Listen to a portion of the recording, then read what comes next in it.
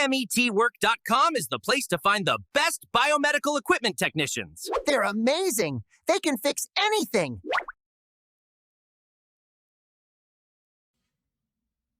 What's up, everyone? Welcome back to Better Biomed. Guys, today we're going to talk about everyday carry, or EDC.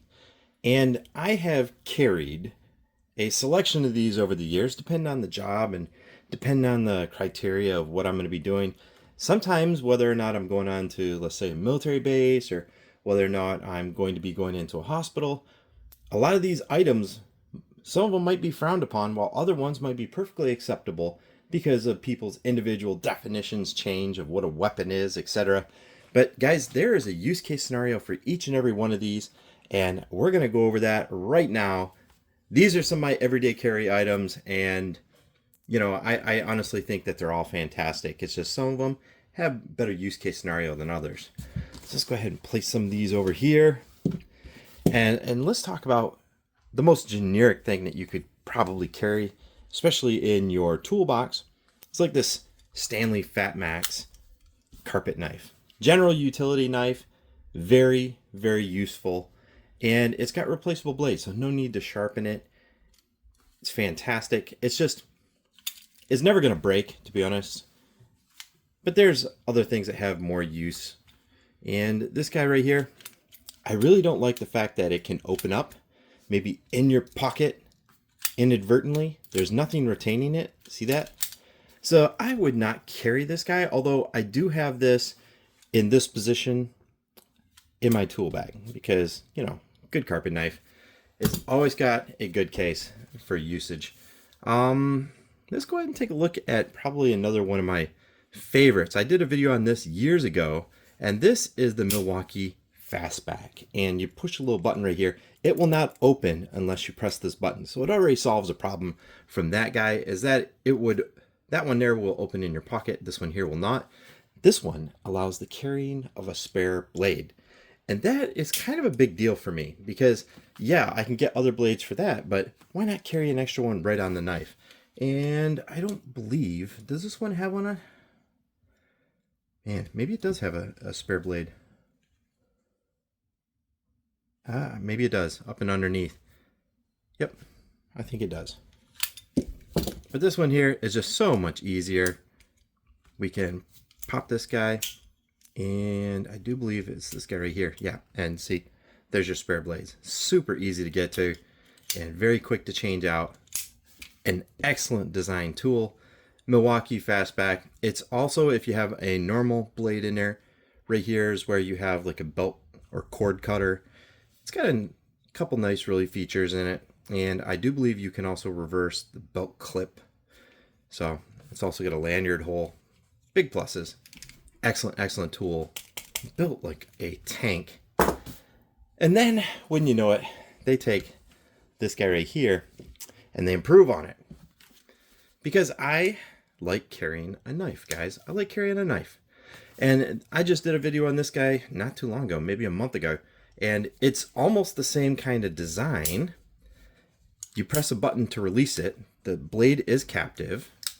And it has a liner lock right here, which returns the blade. Now, I'm not a fan of liner locks. So, it's just one of those things. I've actually had one of those collapse on me before, and it ended up almost cutting my fingers off. So some liner locks, although this one here is very tight and really, really secure.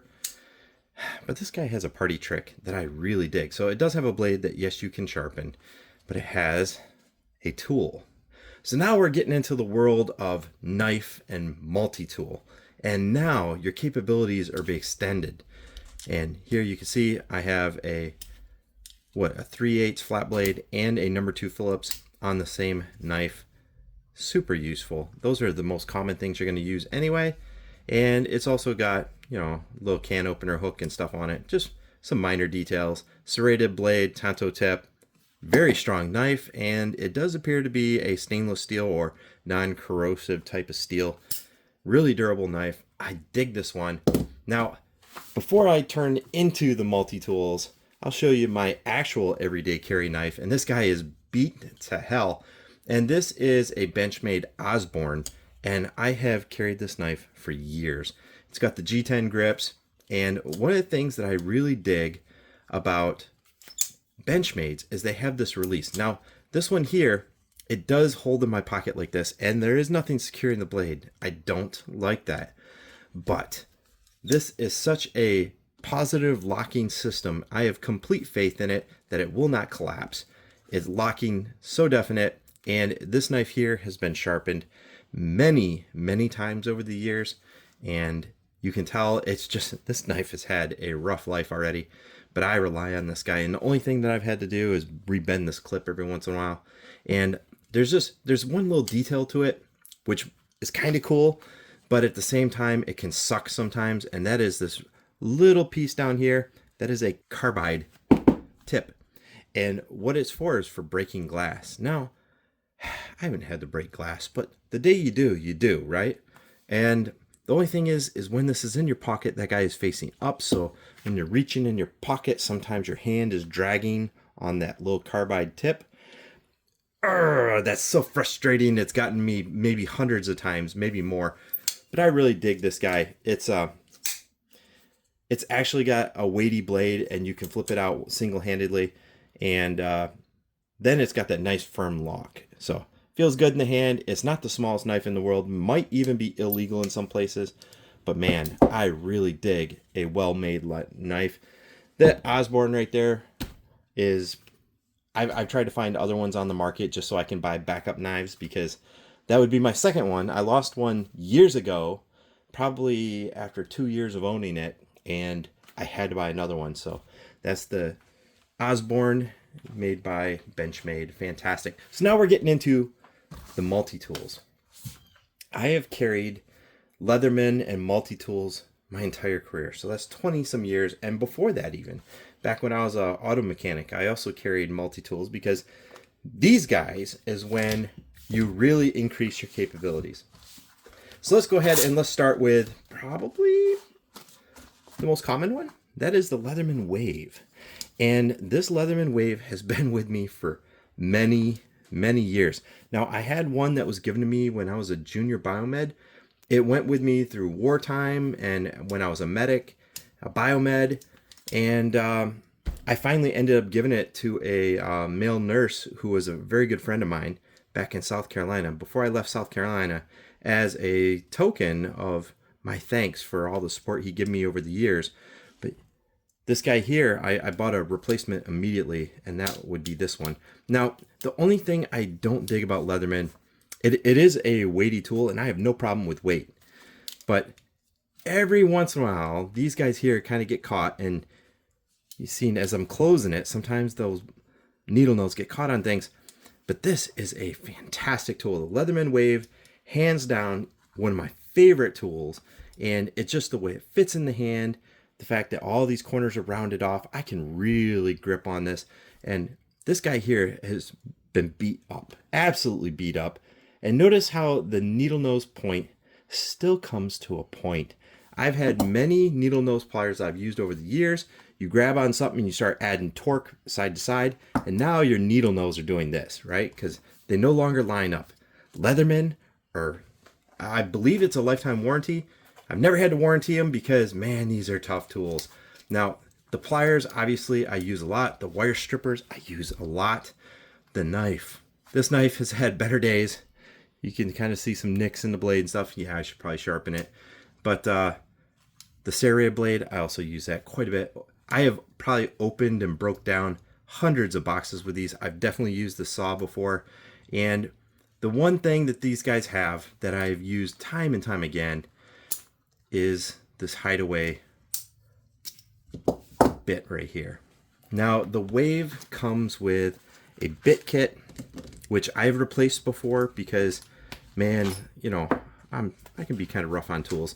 And the only thing that I've really done is I got this extension right here, which is super cool. This has enabled so many more things. So I can either use traditional hex bits, or I can use the original bits that come with this, and it just gives me that extension and the ability to use it like a real screwdriver or like a T-handle, and I can put a lot of torque on that guy. So the bit kit is fantastic. I've gone through many of these little, it's single aught or double aught Phillips screwdrivers right here. I've gone through many of them. And this tiny little flat blade, I've gone through so many of those. The coolest thing about this Leatherman kit right here is the Allens. Holy cow, I absolutely love all the different Allens. As a Biomed working in operating rooms, you got all those ceiling lights and booms and stuff. I cannot tell you how many times this guy has saved me time and time again. And that's why some of these bits are just wore out. And that's because I use them a lot. And it does have some torques. So it's got some Allens and it's got some torques. But also goes down to like size 0 Phillips and then 000 Phillips. So cool. Leatherman Wave, fantastic. And I do believe I got this kit. Yeah, I got this. This is aftermarket. And I just keep them all bundled together. So Leatherman Wave, fantastic tool. I dig it. I've carried that guy for easily 10 to 15 years. I originally had one of the chrome ones. This is the black on black. Either way, Leatherman Wave's fantastic. So what about some of the other capabilities that we have? Well, while I've carried the Leatherman Wave for years, I also carried, depending on my role, the Leatherman MUT. Now, the Leatherman MUT is a bigger tool. It's definitely bigger. It's weightier. It's got a lot of features like these extended flat pieces right here. And obviously you see that I got this wrench. Now, the MUT was actually designed as a firearms armorer's tool, and it's got some really cool features to it because it is designed to be worked on firearms. That guy's not coming out. There it is. So this super large extended number 2 flat Phillips, fantastic. I've never had these bits fall out. They're wonderful. So I've got some original tools like this punch right here. I have used this on many surfaces, especially rounded surfaces, to help clean them out. This punch tool right here is fantastic. It's got a belt cord cutter. I've used that for sure. And this carabiner right here has been so useful because even though I have it here with the case, there are many times where I have used this device without the case. I just clip it on a belt loop or something and I go. You guys are probably seeing some of these brass things and you're wondering, what the heck is that? This right here is single-handedly one of the most useful features on this guy because, as you guys should know, brass is a softer metal, and when you're cleaning metals, you want the softer metal to be the thing that you're cleaning with. That way you're not scratching the original surface material. So let's say I'm working on some solenoids on a sterilizer, which I actually used to do. They would get some scale and stuff, or they'd get some debris, maybe some corrosion in the cylinder, and they would no longer slide smoothly. Take a look at this awl. It is made out of brass, or a version of brass, so it's softer than steel, and I could almost definitely scratch it up. But you put it in a curved surface, and you scrape the stainless steel, and it cleans beautifully. And it does that because it's a softer metal than the stainless steel, so it won't scratch the original surface material, and it does wear down, but that's okay. Easy to replace. I've never replaced this, and I have cleaned probably 100, 200 items with it, maybe more over the years. Use it for many, many applications. Has a nice beefy serrated tanto tip blade, and it deploys rather quickly. So see this little groove right here? Super nice. It does have a liner lock right there, which I already told you guys I'm not a big fan of, and you can see that this one here almost overshoots. Since it almost overshoots, I don't trust it as much as I do like the Benchmade knife, but it's a pretty firm lock, so I don't have too many complaints about it. One of the other cool things about this guy right here is that it does have replaceable carbide teeth on the cutter, and it's got a little wire strip right there. I've used it many, many times. Also got a little crimper right here. Used it many, many times. But these pliers have a couple of things that I do not like. You see this? See how it's too loose on the handles? It has been like that since day one from the factory. And it's just got its own personality. Like all tools have a personality. You figure it out, you use it quite a bit. You figure out the things you like and you dislike about it. Well, this is one of the things that I dislike. You see that? Open up the pliers and they do that. I really dislike that. But it is what it is. It's a fine tool. It actually feels really good in the hands. Again, you would think that some of these items here would just stab you in the hands and stuff. It doesn't. Works pretty good. This bit right here, by the way, you can change out. And I think, oh yeah, you depress it. So you push it down and it flips around, and that is your bit driver. It's really heavy duty built into the handle, and I dig that. It's been years since I've used these because I've carried other things over the years. More relevant, but anyway, you can see that I got some of the bit storage right here that I'm currently not using, and it does have a few other features that I'm not talking about, but it's a good tool, a solid tool. That's the Leatherman MUT. So solid in my book. So let's talk about one of the last items. I just did a video on this not so long ago. And this one here, it does live in my car. And it's a Gerber. Oh my gosh. The sanctimony of Leatherman is broken because now I'm using Gerber. But this is a set of adjustable pliers. And I can't tell you how many times adjustable pliers would have been really handy on the side of the road or on some projects. So I really dig that. And also the ability to dispense bits really quickly, pretty handy. So this guy does live in my toolkit that's in my car. Does also have a couple little quirks, but I dig it. It's got the center axis bit driver, which is going to be super nice. So instead of the driver going flopping like these ones here, seeing if I'm driving it, it's off axis. So it's actually doing this cattywampus thing as I'm spinning it. This one here, they actually made it a point to keep the bit as a center point so that you can use the tool like a natural driver. Oh, I dig that. Haven't had to use them on anything yet, but man, the day I do, I'm going to be very thankful for that. So they flip out quite nicely. Now, I actually use files pretty often on many things in life. You got, let's say there's a steel burr or something on a piece of metal. I will either use a hammer or a file, and I'll smooth it out right there on the spot, because obviously things that stick out that are abnormal on your surface, even if it's like a gouge in stainless steel or something, if you don't file it down, it's going to cause holes in other things or irregular wear patterns. So a file is super nice to have on you. And this file right here has this blade that's cut into it. So it is also a chisel, which is super cool. I dig that about this. Now, this is a cool tool. I'm not carrying it on me every single day. It is in its pack, and it is going to live in my car repair bag, which I have a variety of tools in there, but that is something that's going to be with me every single day that I'm out in the field. So I got a saw, and it's a beefy saw, big saw, much bigger than the ones that you've seen on the Leathermans, and it's got a nice, clean, and very sharp blade there. I dig that tool.